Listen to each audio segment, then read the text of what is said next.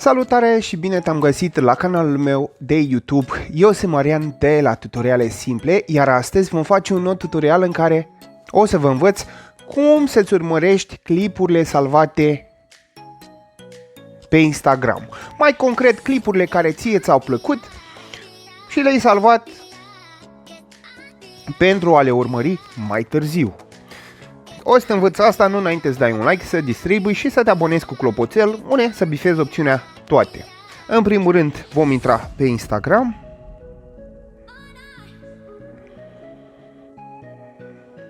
Iar apoi vom apăsa în partea de jos dreaptă pe acea poză de profil al dumneavoastră, unde se vede în imagini.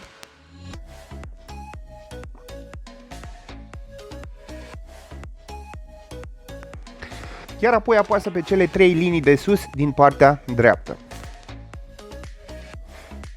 Iar apoi apasă la salvat. Cum bine vedeți și dumneavoastră, acestea sunt clipurile salvate de către mine, în care eu le pot urmări când doresc. Fă și tu asta și îți poți vedea clipurile preferate, salvate, să te uiți atunci când îți dorești. Cam atât a fost și cu acest clip. Cu tine a fost Marian de la Tutoriale Simple. Nu uita să distribui, să lași un like și să te abonezi la cel mai tare canal de tutoriale din România. Nu uita să devii membru, deoarece mă ajută foarte mult, iar până data viitoare, numai bine și aveți grijă de voi!